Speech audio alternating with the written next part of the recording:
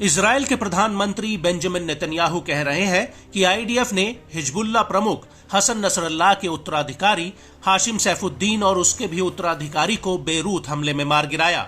Netanyahu का दावा है कि हिजबुल्लाह बेहद ही कमजोर पड़ गया है, लेकिन दक्षिणी लेबनान से जो तस्वीरें सामने आ रही हैं वो इस बात की गवाही देती हैं कि नसरल्लाह के मारे जाने के बावजूद हिजबुल्लाह के लड़ाके आईडीएफ के आगे हथियार डालने को तैयार नहीं है, बल्कि उल्टा अब वो दोगुनी ताकत के साथ इजरायली सेना के ऊपर हमले कर रहे हैं।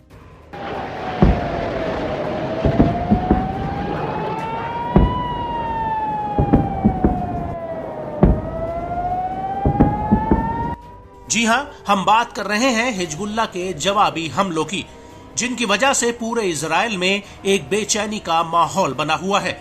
और इसी कड़ी में अब हिजबुल्लाह ने इजराइल के तटवर्तीय और आसपास के सेटलमेंट्स पर 30 मिनट के भीतर करीब 105 रॉकेट आर्टिलरी गोले दागे हैं।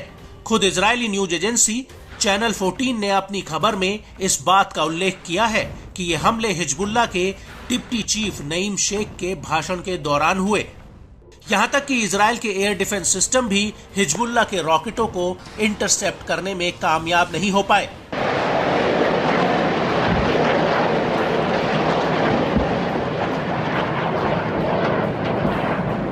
चैनल 14 के मुताबिक हिजबुल्लाह के कई रॉकेट इजराइल की कई इमारतों पर जा गिरे, जिससे भारी नुकसान हुआ है।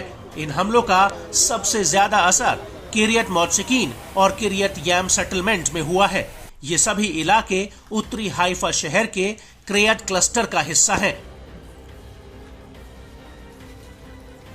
और बड़ी बात यह है कि इन हमलों की वजह से कई सेटलर्स को अस्पताल तक भेजना पड़ा। वहीं दूसरी तरफ हिजबुल्लाह का इन हमलों को लेकर कहना है कि उसने हाइफा और क्रियत शहर पर रॉकेटों का पूरा जत्था फायर किया है। वहीं इस हमले को लेकर हाइफा के मेयर योना याहाव का कहना है कि हिजबुल्लाह का एक रॉकेट हाइफा की एक बिल्डिंग पर सीधे जा लगा, लेकिन सबसे बड़ा खतरा उन केमिकल प्लांट से है जिनको लेकर हाइफा के मेयर ने चिंता जाहिर की है। हाइफा के मेयर का कहना है कि इस इलाके में कई केमिकल प्लांट्स हैं जिन पर हमला होने से पूरे इलाके में तबाही आ जाएगी।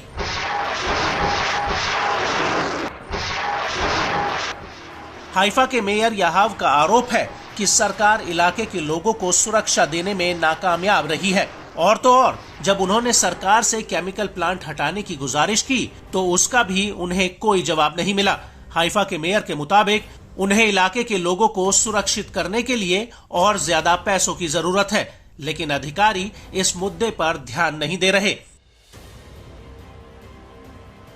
आपको बता दें कि इजरायली सेना की कमांड ने किरियत अता, किरियत बिलीका, किरियत याम और किरियत मोत्सिकीन के लिए बेहद ही सख्त दिशा निर्देश जारी किए हैं। सेना ने सख्त हिदायत दी है कि इन इलाकों में किसी भी सूरत में स्कूल न खोले जाएं, क्योंकि हाल ही में हिजबुल्लाह के हमलों में इन स्कूलों पर सबसे ज्यादा खतरा बढ़ गया है। हिजबुल्लाह के हमलों से मासूम बच्चों को बचाया जा सके, इसलिए सरकार ने स्कूल बंद करने के आदेश जारी किए हैं।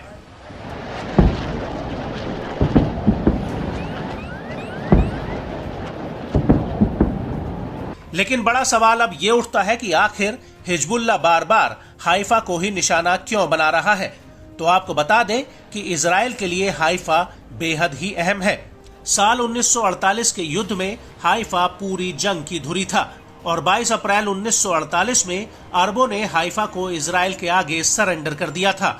हाइफा इजराइल का प्रमुख बंदरगाह और औद्योगिक शहर है और इसका इजराइल की अर्थव्यवस्था में बेहद अहम योगदान भी है।